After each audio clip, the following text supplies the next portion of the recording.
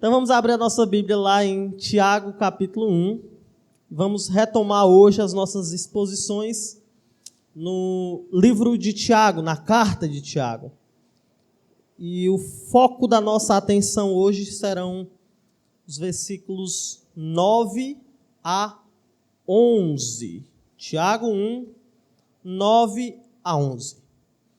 Eu gostaria de começar falando um pouco a respeito de um fato, porque no mundo antigo existiam algumas histórias que eram conhecidas por todos. Dizem que essas histórias eram conhecidas por gregos e romanos, era assim que as pessoas diziam antigamente. E uma dessas histórias é o famoso conto do rei Midas. Alguém já ouviu falar de Midas? Se não ouviu, vai ouvir agora. Midas, segundo a lenda, era rei da Frígia. E depois de ajudar Sileno, que era um amigo do deus da mitologia grega Dionísio, ele recebeu de Dionísio a oportunidade de pedir qualquer coisa que quisesse. E o que ele pedisse seria realizado para ele. Sem pensar duas vezes, Midas pediu a capacidade de, com um toque, transformar tudo o que fosse alvo do seu toque em ouro. Ele queria tocar numa coisa e aquilo virar ouro. Isso lhe foi concedido por Dionísio e ele voltou para o palácio muito feliz por ter conseguido tamanha dádiva. No palácio, Midas logo começou a usar sua nova habilidade. Ele transformou estátuas, jarros e colunas como essa daqui em peças de ouro maciço, enormes. E ele estava muito feliz e estava todo mundo impressionado com a nova capacidade dele. Todos estavam se admirando muito disso. Mas a festa ela acabou quando chegou a hora do jantar. Isso porque naquele momento, ao tocar o pão virou ouro. Ao tentar beber água, a água se tornou ouro líquido. E então ele se desesperou. Ele ficou aperreado, ele não sabia o que fazer. Ao observar o seu desespero, a sua filha foi acudi-lo. Mas Midas, sem querer, a tocou e ela também virou ouro. Assim, muito triste, ele percebeu que os seus poderes não tinham sentido e foi novamente ao encontro de Dionísio. Dionísio fez tudo voltar ao normal e Midas, triste, aprendeu da pior forma que a ganância é um mal que tira tudo o que o homem tem. A lenda termina dizendo que ele abriu mão do seu título de rei e foi morar no campo até o fim dos seus dias. Essa lenda, então, mesmo que totalmente baseada em ideias erradas, ela acaba por apresentar um princípio certo, porque ela ensina que a ganância ela não leva o homem a lugar nenhum. Mas se a gente comparasse aquilo que era dito, que eu acabei de falar para vocês, no mundo antigo, com o que se diz no mundo hoje, nós perceberíamos que existe um tremendo choque, pois hoje a ideia aceita e dominante em muitos meios é a de que a ganância é algo bom e positivo. Por mais que usem palavras para substituir a ideia ou termo ganância, hoje, em muitos meios, o toque de Midas é o alvo máximo da vida de muitos. Nós vivemos em uma era extremamente materialista, onde as pessoas querem ter mais e mais, e onde o máximo na vida é a riqueza. Para muitos, só é alguém na vida a pessoa que é rico. Para muitos, a riqueza é a marca da vida de alguém bem-sucedido. E muitos tratam a pobreza como um sinônimo de uma vida fracassada. Para piorar tudo, muitos movimentos religiosos que deviam propor uma ideia de equilíbrio em relação aos bens, acabam por pregar uma teologia ou uma crença de prosperidade que leva as pessoas a acharem que a pobreza ela é um sinônimo não somente de fracasso, mas também de maldição.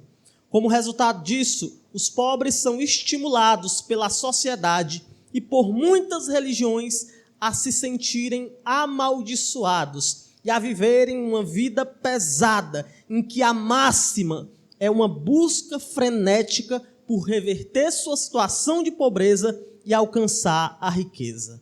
Enquanto isso, os ricos são os cidadãos de sucesso e que vivem o ápice da experiência humana. Mas será que as coisas são realmente assim? Será que ter sucesso é uma implicação necessária de ser rico? Será que todo pobre é alguém fracassado? Como nós devemos entender a questão da pobreza e da riqueza? O estudo de hoje ele vai de encontro com esses questionamentos. Porque Tiago, na porção da carta que corresponde aos versículos 9 a 11, ele vai apresentar uma visão equilibrada e podemos dizer até que revolucionária quanto à questão da riqueza. Tiago ele vai nos convidar nessa noite a substituirmos as nossas lentes do materialismo pelas lentes da palavra, de modo que a gente possa olhar para essa questão da riqueza e da pobreza de um modo diferente. Então, neste estudo, nós vamos tratar deste assunto, mas antes disso, nós vamos orar. Senhor Deus, por favor, seja conosco nesse momento. Nos dê sabedoria, Pai. Nos dê entendimento. Nos dê capacidade de assimilação e, para mim, me dê capacidade de comunicar com clareza e fidelidade, Senhor, a Tua palavra. Torne o nosso coração agora cativo, escravo, que a gente não venha a ter uma mente que vai ficar zigue-zagueando por diversos pensamentos inconvenientes para este momento, mas ajude a tua igreja agora a te adorar por meio da atenção, a te adorar por meio da reverência, a te adorar por meio do comprometimento com a tua palavra. É isso que eu te rogo, Pai amado, em nome de Jesus Cristo te rogo. Amém. Então abra suas Bíblias em Tiago 1.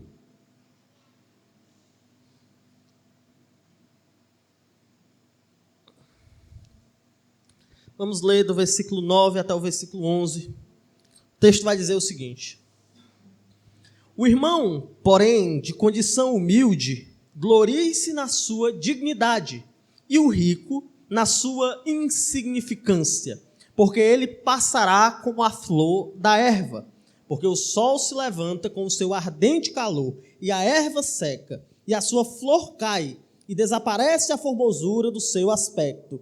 Assim também se murchará o rico em todos os seus caminhos. Se vocês lembram do contexto desse livro, vocês devem saber que o problema da pobreza para aqueles irmãos não era uma questão filosófica ou hipotética, mas era uma questão real.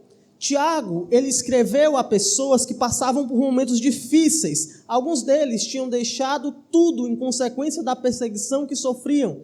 Existiam outros que, naturalmente, durante toda a sua vida, experimentaram uma experiência de pobreza. Então, a questão da pobreza para aqueles irmãos não era uma conjectura, mas era um fato. No contexto imediato anterior, Tiago ele falou da sabedoria que pode ser obtida ao pedirmos a Deus. Então, o que Tiago vai fazer aqui é uma aplicação de como devemos utilizar a sabedoria celeste para, por meio dela, analisarmos a questão da riqueza e da pobreza de um modo diferente do que nos é comum. Tiago nos convida a substituirmos as nossas mentes materialistas por uma visão equilibrada proveniente da palavra de Deus. Então, para que tudo fique mais claro, a gente vai ter o seguinte esboço nessa noite. Nós vamos dividir esse texto em duas partes. Na primeira dessas partes, nós veremos uma palavra que Tiago dá aos pobres e algumas ideias presentes nesta palavra. Na segunda parte, os versículos 10 a 11, nós veremos uma palavra que Tiago vai dirigir aos ricos e algumas ideias presentes nesta palavra. Então, vamos começar por investigar a palavra de Tiago aos pobres, a primeira divisão que podemos fazer nesse texto, que compreende o versículo 9. O irmão pode ler novamente o versículo 9, aí bem alto.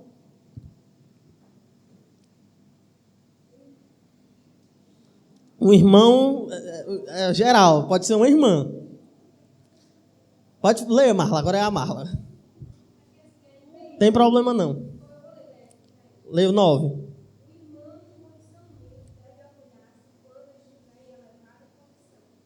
Pronto, muito bem. Tiago aqui, ele começa se dirigindo aos pobres. E nesse relato, nós vamos poder identificar no que ele diz aos pobres, pelo menos duas ideias que ele está tentando comunicar ao falar o que ele fala aqui. A primeira dessas ideias, ela pode ser vista por meio da primeira construção aqui do versículo, da parte A do versículo. Quando o versículo diz, o irmão, porém, de condição humilde. Observem bem o que é dito aqui, pois Tiago, ele fala a crentes verdadeiros, ele não está falando aqui a possíveis crentes, ele não está falando a crentes em potenciais, mas ele está chamando um público aqui de irmãos, ele tinha um vínculo com eles, esses eram crentes verdadeiros, ou seja, Tiago está se dirigindo a pessoas que entenderam verdadeiramente o evangelho, mas que ainda assim tinham carências reais, eles passavam por privações, eles passavam por necessidades no aspecto financeiro, no aspecto prático. E isso não implicava imediatamente, diretamente, que eles eram amaldiçoados. Sua condição humilde era uma circunstância real e notável na vida deles. E essa condição, ela não era antagônica com a sua posição de salvos. A primeira ideia que a gente pode destacar aqui, nessa palavra de Tiago aos pobres é: alguém pode ser pobre e ser salvo. Essa é a primeira ideia que a gente deve destacar aqui. Uma pessoa, ela pode ter sobre si esses dois adjetivos, ser pobre e ser salvo. Ser pobre não é o contrário de ser salvo, ou um pobre não é um salvo em uma condição inferior de fé. Alguém pode ser pobre e pode ser salvo. É interessante, irmãos, a gente notar e começar a observar as coisas por esse ponto aqui. Porque a implicação disso que Tiago está dizendo, ao falar de irmãos de condições humildes, é que nem todos nós precisamos ou conseguiremos ser ricos. E isso não é uma característica de infidelidade na nossa vida. Pode ser que você nunca tenha o carro que você tanto almeja. Pode ser que você nunca tenha o sítio para você descansar nos finais de semana. Pode ser que você nunca tenha uma casa bem mobiliada, bem estruturada. Pode ser que você nunca tenha essas coisas. E isso não implica que Deus está te amaldiçoando. Não de um modo necessário. Não é que é preto no branco, uma coisa significa a outra. Não.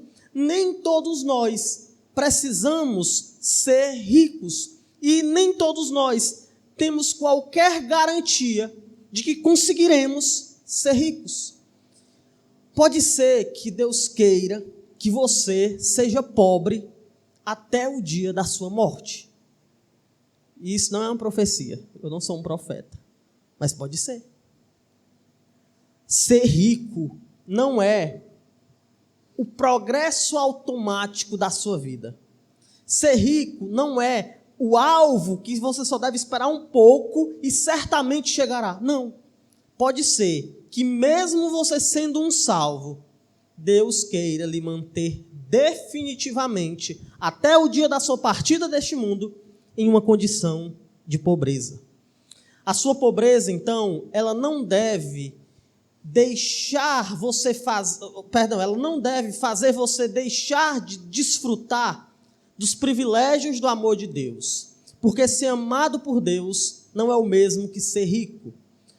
Pode ser que a sua situação de pobreza, passageira ou definitiva, seja a bênção que Deus preparou para você. Irmãos, notem bem o que a gente está vendo aqui.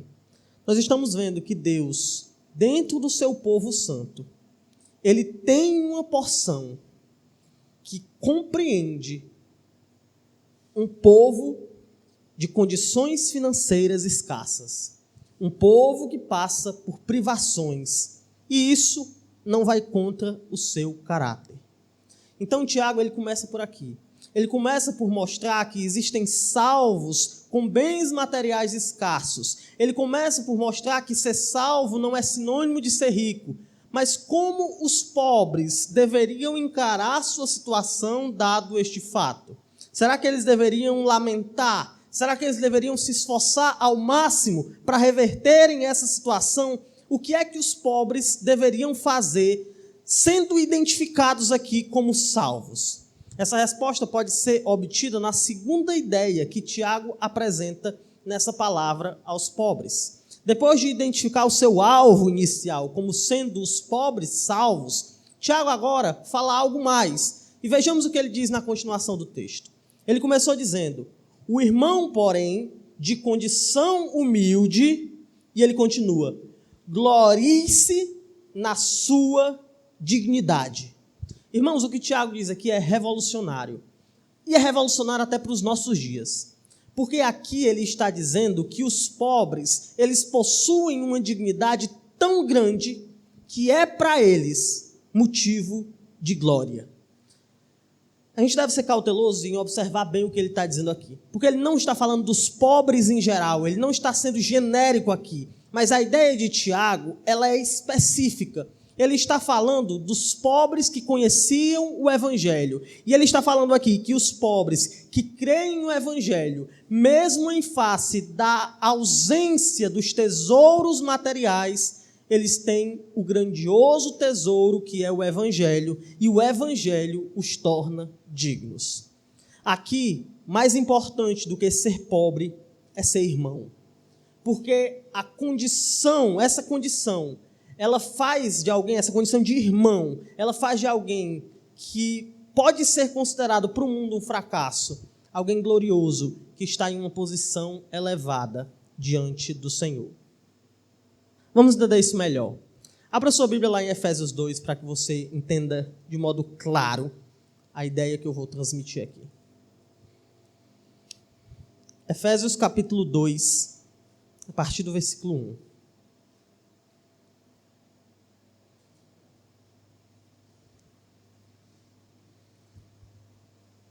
O texto vai dizer o seguinte.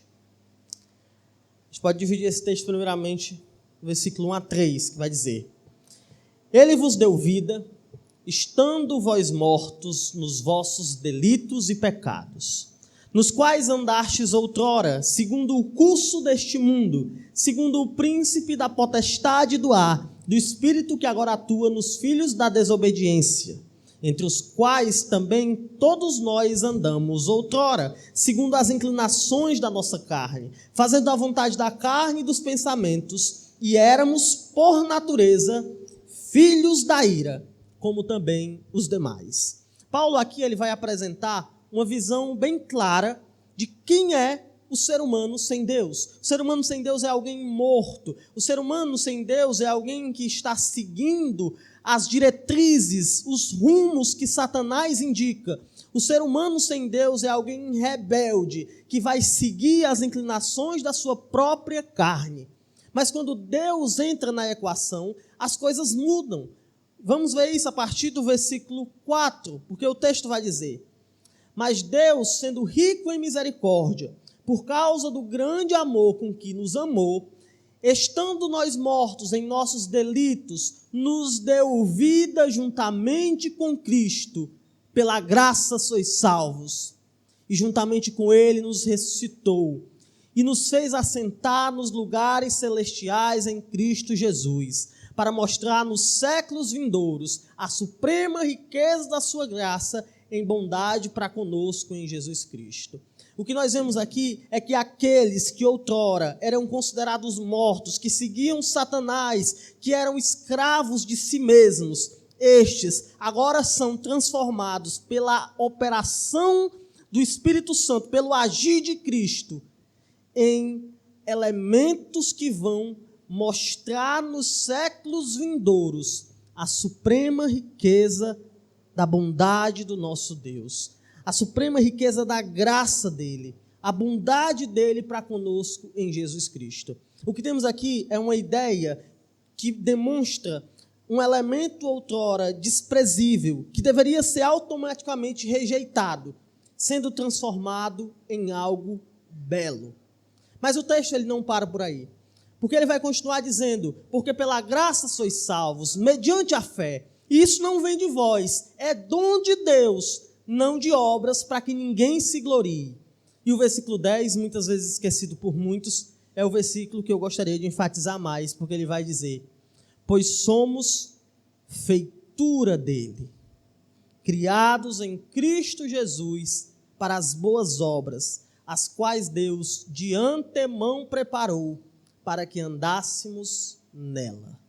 Essa palavra feitura, sabe o que ela significa? No original, o sentido desta palavra é obra de arte, como se fosse a pintura de um pintor que tem uma grande destreza, como se fosse a escultura de um artista extremamente capacitado. Uma feitura, neste contexto, é uma obra de arte. Então, o que aconteceu com aquele que esteve debaixo do poder transformador de Cristo é que ele saiu de um morto, de alguém incapaz, de alguém totalmente limitado em qualquer atitude do seu ser. Ele saiu deste ponto e transformou-se em uma obra de arte. Vocês já viram a Mona Lisa? Já viram? Aquele quadro. Vocês já viram muitos quadros bonitos, eu sei. Pois você, e olha que eu não sou coach, você é como se fosse uma obra de arte diante de Deus, por causa de Cristo. Em Cristo, nós temos uma nova posição, independente da nossa posição social. É por essa razão que, mesmo em face da pobreza, Tiago convida aqueles irmãos a se gloriarem, não em algum mérito seu, mas no Senhor. Irmãos, é interessante este ponto, porque muitas vezes nós temos uma grande batalha diante de cada um de nós. E esta batalha tem como alvo a modificação da nossa posição social. Nós queremos sair da classe baixa para a classe média, ou queremos sair da classe média para a classe média alta, ou queremos sair da classe média alta para uma classe alta. E aí eu não sei nem mais para onde é que vai. Eu estou querendo sair da classe subhumana para uma classezinha melhor. Mas a gente se esforça para isso. A gente trabalha, a gente peleja, a gente luta. E muitas vezes nessa luta a gente se esquece da posição que nós já temos em Cristo. Uma posição tão elevada que nenhum homem, por seu próprio mérito e por seu próprio esforço, mesmo com o acúmulo de todos os bens deste mundo, poderia alcançar. Isto implica, irmãos, que a nossa vida ela não deve ter como objetivo máximo o acúmulo de tesouros neste mundo, porque os nossos maiores tesouros, eles estão nos céus. O nosso tempo, ele deve ser remido, de um modo que nós não percamos o foco destes tesouros celestes e passemos a ficar ocupados demais com os tesouros desse mundo. Nós devemos substituir, dia após dia, qualquer frustração de pobreza, pela pobreza que surge no nosso coração, por uma alegria, pela glória que nos está reservada nos céus. O cristão, ele tem uma posição tão elevada, tão crucial para a sua vida, que ele não pode deixar qualquer posição social entendida naquele momento, deixar ele perder o foco do que realmente importa. O cristão, o salvo, mesmo pobre, faz parte do grupo de pessoas mais importante deste mundo. Irmãos, Tiago começa por aqui. Tiago começa apresentando para aqueles irmãos que estavam sofrendo. Não eram irmãos que estavam em jardins passeando e buscando o sentido da vida, mas era a pessoa que estava passando fome. Ele começa para aquelas pessoas dizendo assim, ele começa a falar para aquelas pessoas dizendo assim: os tesouros que vocês têm no céu são tão grandiosos que todo o ouro do mundo não é comparável a essa fortuna. Tiago, ele vai começar por aí. Ele começa dando ao pobre esperança, uma esperança que é maior do que o mundo. Mas agora, depois de falar com o pobre, ele vira o seu olhar e começa a falar com um outro grupo, os ricos. Na segunda divisão do nosso texto, nós veremos a palavra de Tiago aos ricos. O irmão, por favor, leia aí o versículo 10 e 11, bem alto. O rico na sua insignificância, porque ele passará como uma flor da erva.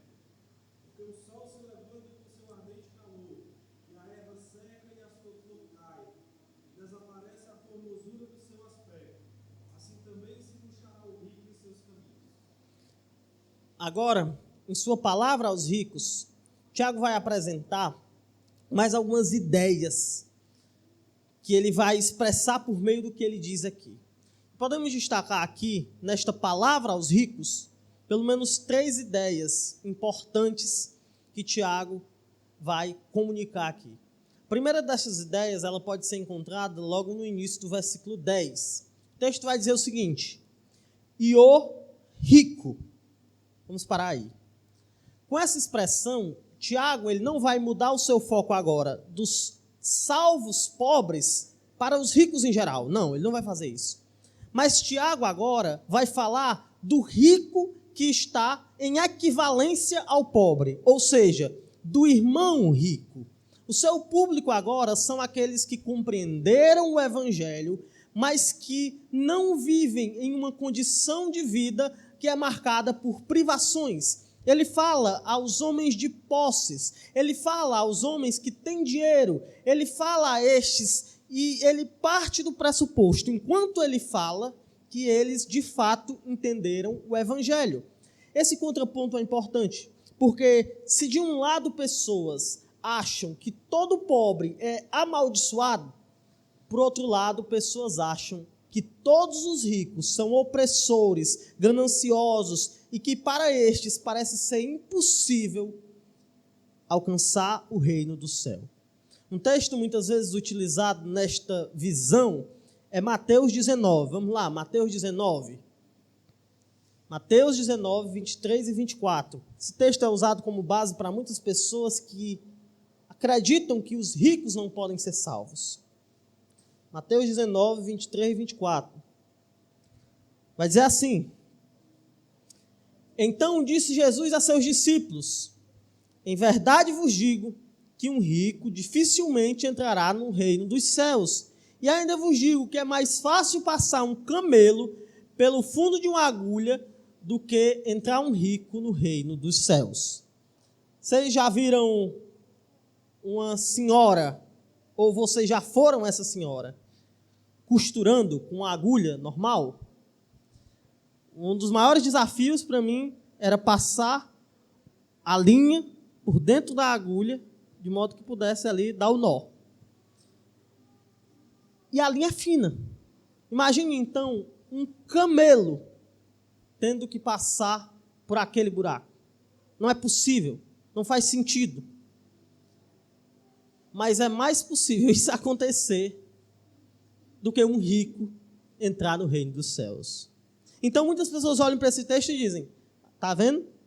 Pessoa que é rico não pode ser verdadeiramente um salvo. Pessoa que tem posses, que tem condições, não pode ser considerada realmente alguém que entendeu o evangelho. E seria muito ruim para os ricos se esse texto parasse por aí. Mas os versículos seguintes, eles já respondem a essa questão.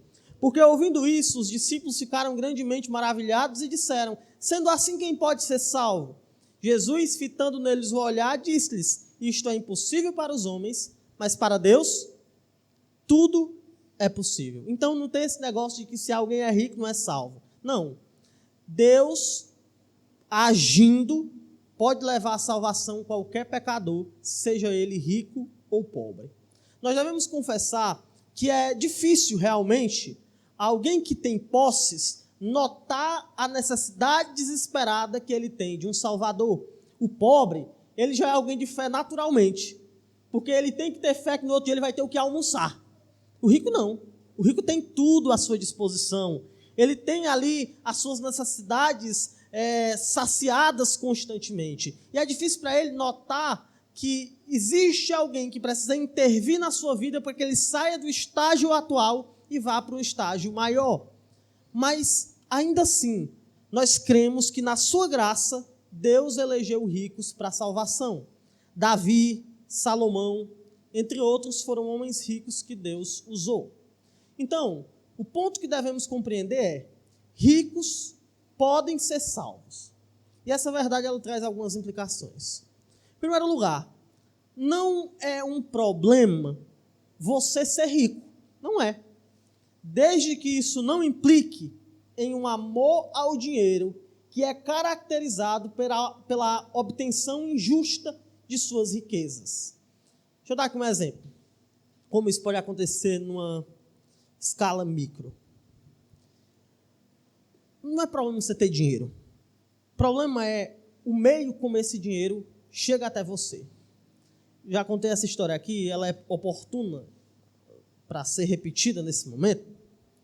Mas dizem que um jovem pregador, ele foi pregar numa igreja só com o dinheiro da passagem de ir.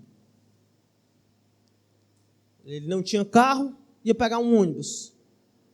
Chegando no ônibus, sabendo ele que a passagem era R$3, ele estava com R$5 no bolso. Faltava R$1 para ele ter como voltar para casa. Ele tinha como ir, mas não tinha como voltar. Ele então, chegando na parte do ônibus onde ficava o trocador, ele pagou o trocador. E ele: Senhor, me ajude para que eu tenha como voltar. O trocador então enganou-se e deu para ele o troco como se ele tivesse dado R$50. Aquele jovem então pegou os R$45, levantou as mãos para o céu e disse: obrigado, Senhor. E seguiu sua jornada. O que foi que ele fez? Ele usou-se de uma aparente boa intenção para alimentar sua ganância. Então o problema não é você ter dinheiro. O problema não é você pedir que Deus lhe abençoe. O problema é o meio que você considera que você está sendo abençoado por meio dele. Se a sua empresa, se o seu negócio, se as suas contas pessoais, se a sua administração no lar, ela for marcada por ganância, for marcada por um senso de querer sempre mais, sem ter noção de quem vai ser lesado ou algo assim, se o seu desejo por obtenção de lucro levar você a mentir para o seu marido, se isso for uma realidade, aí há problema você ser rico. Mas o ser rico em si não é um problema. Em segundo lugar, você deve considerar que a sua pobreza hoje, ela pode evidenciar não que Deus quer lhe manter em uma condição de pureza maior, não lhe dando dinheiro, mas sim que você tem negligenciado os dons que Deus tem lhe concedido. Você tem negligenciado os talentos que Deus tem lhe dado. E você tem se apegado a uma condição de comodismo ou preguiça que lhe impede de crescer. Você deve buscar ser uma bênção com aquilo que você ganha. E na proporcionalidade que você é abençoado, você deve abençoar. Isso no âmbito eclesiástico, isso no âmbito social. O povo de Deus deve ser um povo que busca ganhar o máximo possível, não para gastar com os seus prazeres egoístas, mas para poder, por meio dos seus bens, ser uma bênção em qualquer ambiente que ele esteja. Em resumo geral, nessa primeira ideia, nós podemos atestar que os ricos podem ser salvos. Mas existe uma segunda ideia que Tiago vai apresentar aqui, porque depois de falar do rico, ele continua seu pensamento. Depois de delimitar o seu público-alvo nessa segunda linha de argumentação, Tiago agora vai apresentar o que eles, os ricos, deviam considerar na continuação do texto, então ele vai dizer: os ricos na sua insignificância. Ao passo que a visão celeste devia levar o pobre a se gloriar na nova condição alcançada por meio do evangelho, o rico deveria passar pelo processo oposto. Ele deveria ver a gloriosa graça de Deus. E ao contemplar essa graça, ele deveria renegar tudo e compreender que ele é totalmente dependente de Deus e que o seu castelo, seus tesouros, sua religiosidade, seus empregados e os seus bens não podem salvá-los. A segunda ideia que Tiago apresenta aqui é: alguém que é rico e salvo deve perceber que o seu bem mais valioso é Cristo. Tiago aqui não está falando que os ricos não têm privilégios espirituais, mas o que ele está fazendo aqui é combatendo uma inclinação natural que as mais diversificadas situações podem produzir no ser humano. Então o que ele está dizendo aqui é: rico, perceba, você não é nada, e você, para ser salvo, nada pode fazer. Deixa eu deixar esse ponto aqui bem claro, contando uma história. Existe uma história que eu ouvi há algum tempo atrás, que ela ilustra bem esse ponto aqui. Essa história, ela diz que 3 homens ricos, eles embarcaram em um jato. Eles iam talvez para Massachusetts. Eles iam viajar. Foi uma piada, viu? Sim, eles iam viajar, esses 3 homens ricos. No meio do caminho, aconteceu uma pane no sistema, caiu o jato. Então, os 3 homens ricos, que se queixavam de conhecerem a Cristo, chegaram na porta do céu. Estavam lá os 3 na porta do céu. Chegando na porta do céu, Jesus foi recebê-los. E Jesus então colocou-se diante da porta e perguntou para o primeiro homem: você, o que você fez para que eu lhe deixe entrar no meu céu? Por que eu deveria deixar você entrar no meu céu? O primeiro homem respondeu: Senhor, você deve me deixar entrar no céu porque eu tive fé no Senhor. Porque eu tive uma fé verdadeira no Senhor. Jesus então olha para aquele homem e diz: então eu devo deixar você entrar no meu céu por uma coisa que você fez? Por você ter tido fé? Saia da minha frente e vá para o castigo eterno. Imagina aí você sendo o segundo homem. E agora? Então Jesus olhou para o segundo homem e fez a mesma pergunta: o que você me diz para que eu permita que você entre no meu céu? O segundo homem olhou para Jesus e disse: eu devo entrar no céu porque eu tive fé. Mas eu não só tive fé, eu fui obediente. Jesus olhou para ele e disse: porta fechada para você também, vai para o castigo eterno. Imagine agora você sendo o terceiro homem. O que é que você ia dizer? O terceiro homem, então, estava lá posicionado diante do Senhor, e o Senhor lhe disse: e você? Por que eu deveria deixar você entrar no meu céu? Esse homem respondeu: Senhor, não existe nenhuma razão em mim mesmo para o Senhor deixar que eu entre. E eu só estou aqui porque o Senhor prometeu que levaria o meu pecado e me daria a tua justiça. Mas, por mim mesmo, eu nada posso fazer e nada há em mim para que eu possa ser salvo. Esse homem então recebe um abraço de Jesus e adentra as portas do lar celeste. Essa história, fictícia, logicamente, ela ilustra o que Tiago está dizendo aqui. Porque Tiago está falando que todos, rico, pobre, feio, bonito, todos estão na mesma condição. e só pode entrar no céu por causa de Cristo. Só pode entrar no céu por causa de Cristo. Os ricos salvos devem entender que o fato mais importante ao seu respeito não é que eles são ricos, mas sim que eles são salvos. Então, mesmo que Deus eleve você ao topo, nunca deixe o orgulho, a soberba, o dinheiro tirar de você a visão de que a sua única esperança neste mundo é Jesus.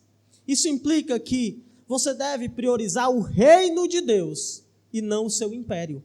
Você pode construir uma empresa gigante, você pode criar hoje um aplicativo, criar uma rede, criar todo um esquema que vai fazer de você a pessoa mais popular de Morada Nova, a pessoa mais popular do Ceará, mais popular do Brasil, do mundo, não importa. Você pode criar o seu império, mas a sua prioridade deve ser o reino de Deus, porque se isso não for um fato na sua vida, você não está entendendo o que realmente importa. Você deve buscar melhorar a sua imagem como um servo de Deus e não como o rei do seu império. Você deve alimentar sua humildade e não sua superioridade, porque o Deus que te exalta, Ele pode te humilhar e, em última instância, Ele é a única coisa que importa sobre você. É por isso que Tiago olha para os ricos a quem ele escrevia e dizia: vocês são insignificantes, vocês não são nada, vocês são minúsculos, vocês podem ser grandiosos para o mundo, mas vocês não são nada. E se vocês não concordarem comigo, vocês não entenderam ainda o que é o evangelho do nosso Senhor. Irmãos, se por um lado o pobre ele deve, na sua insignificância, olhar para o alto e se exaltar, por outro lado, o rico, na sua exaltação, deve se humilhar, porque a última coisa que importa ao seu respeito não é a quantidade de dinheiro que ele tem na sua conta bancária, mas sim quem ele chama de Senhor. Por fim, podemos destacar uma terceira ideia presente aqui neste texto. Essa terceira ideia podemos encontrar essa ideia, ela pode ser vista no final do versículo 10 e no versículo 11. O texto vai dizer o seguinte: porque ele passará como a flor da erva, porque o sol se levanta com o seu ardente calor, e a erva seca, e a sua flor cai, e desaparece a formosura do seu aspecto, assim também se murchará o rico em seus caminhos. A terceira ideia que Tiago expressa aqui é que o cristão rico, ele deve ter consciência da transitoriedade dos seus bens e do seu legado. Tiago apresenta o rico como uma sensível flor do campo, que não resiste sequer ao calor do sol. A formosura do rico ela vai se acabar com o tempo. A feiura natural da degradação que o tempo provoca, ela vai chegar. O rico ele pode fazer botox. O rico ele pode fazer cirurgia plástica. O rico ele pode esticar o couro da cara todo. Mas a degradação natural do tempo vai chegar. Os melhores médicos podem estar à disposição. Você pode ir para o hospital Albert Einstein. O seu corpo vai definhar. E mesmo com os melhores médicos à disposição, você vai morrer. O seu vigor, com o passar do tempo, ele vai embora, mesmo que você tenha uma academia completa na sua casa. Tudo se vai, e tanto o pobre como o rico terão o mesmo destino. Os carros de luxo vão dar problema, aí. Até os que não são de luxo. Os metais preciosos, eles enferrujarão. As roupas de marca serão corroídas pela traça. Tudo se vai, e o homem voltará ao pó como veio, sem nada. O berço de ouro vai sempre colidir com o caixão de madeira. Mas não somente os bens do rico se acabarão, porque o seu legado também irá embora. Não importa o quanto você é famoso hoje, um dia você vai ser esquecido. Por exemplo, quem aqui conhece Hermes da Fonseca? Quem aqui conhece Hermes da Fonseca? O Felipe. Mas também o Felipe conhece cada genocídio estranho. Natural. Pronto. Hermes da Fonseca foi o 8º presidente do Brasil e governou o país entre 15 de novembro de 1910 e 15 de novembro de 1914. Ele foi presidente do Brasil. E só uma pessoa na sala aqui, pelo menos que identificou, o conhecia. Você pode ser o presidente do país. Você pode ser o rei do mundo. Daqui uns dias, não vão lembrar de você. Diga o nome do 4º imperador do Império Romano. Exatamente. Exatamente. O nosso legado se vai. Tudo se vai. O sol nascerá, a lua fará o seu percurso, as estrelas brilharão, mas a nós só cabe, neste mundo, o triste fim que é o esquecimento. Pelo menos se nós vivermos para este mundo aqui. E ter essa consciência é muito importante, porque deixar de visualizar essas verdades é o mesmo que viver alimentando na nossa vida uma falsa esperança. Então o que Tiago faz aqui não é conduzir pessoas ao fatalismo, mas o que ele está apresentando aqui para os ricos é uma esperança verdadeira. Ele está dizendo, invista nesse mundo e tudo se vai. Gaste sua força neste mundo e tudo se perderá. Não faça isso. E saiba que existe uma cidade de ouro, ouro que não vai ser destruído. Existe uma água que quem beber dela nunca mais terá sede. Existe um pão que dá vida. Existe um tesouro imperecível nos céus. Se você não viver para este mundo, mas viver para Jesus. E é isso que você deve almejar. Em face da transitoriedade da vida, nós devemos nos apegar ao que é eterno. E é isso que Tiago está comunicando aqui. Mas dentro disso, perguntas surgem. Dentre estas, nós podemos destacar e perguntar para cada um aqui. Qual é o legado que você tem construído? Um legado esquecível, que não vai durar mais do que 60 ou 80 anos?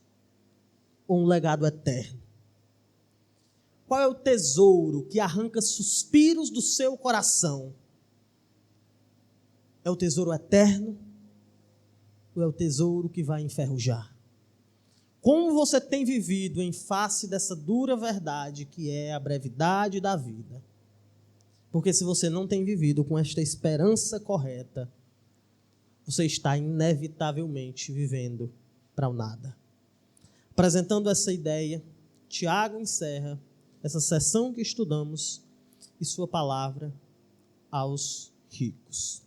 Neste estudo, então, irmãos, nós podemos observar 2 palavras de Tiago, uma direcionada aos pobres e outra direcionada aos ricos. Nós podemos ver que o que Tiago apresenta aqui é uma visão muito estranha à nossa sociedade. Porque Tiago, ele apresenta o cristão como estando em uma posição social que transcende as compreensões e os termos do mundo comum. A visão apresentada por Tiago transcende a ideia de riqueza e pobreza como gerando dignidade para o homem e mostra que o fato mais importante a respeito de alguém é se essa pessoa tem ou não fé em Jesus. Porque Jesus sim, é apresentado aqui como a maior riqueza que alguém pode ter no mundo. Então, irmãos, todos nós estamos em uma nova estrutura de categorização social. Não importa se você é rico, não importa se você é pobre. Se você não tem Jesus, você está perdido. E se você tem Jesus, você sim sabe o que é viver neste mundo. Jesus é a única riqueza pela qual realmente vale a pena alguém viver aqui. Amém? Vamos orar. Senhor, muito obrigado por tua palavra, por teu amor. Muito obrigado, Deus, porque o Senhor tem sido benevolente e bondoso para conosco, mesmo em face das nossas falhas. Muito obrigado, Pai, por esta palavra que recebemos hoje, por esta palavra que nos mostra que é irrelevante, Pai, galgar posições sociais, alcançar um nível econômico maior. Tudo isso é inútil se não tivermos o Senhor do nosso lado. Nós queremos que o Senhor nos dê ferramentas para que possamos abençoar a vida de muitos. Queremos. Mas que neste percurso, essa visão não venha fugir da nossa mente. Que não venhamos, Pai, a te buscar, que não venhamos deixar de te buscar verdadeiramente. Abençoe, Pai, o teu povo que está aqui, aqueles que têm se aproximado da pobreza, abençoe aqueles que têm se aproximado da riqueza. E ajude a cada um de nós a compreender que as glórias desse mundo passam, que o que importa no final são os tesouros que estamos acumulando no céu. Nos ajude a sermos uma bênção e para isso nos abençoe, Pai. Que eu te rogo em nome de Jesus Cristo. Amém.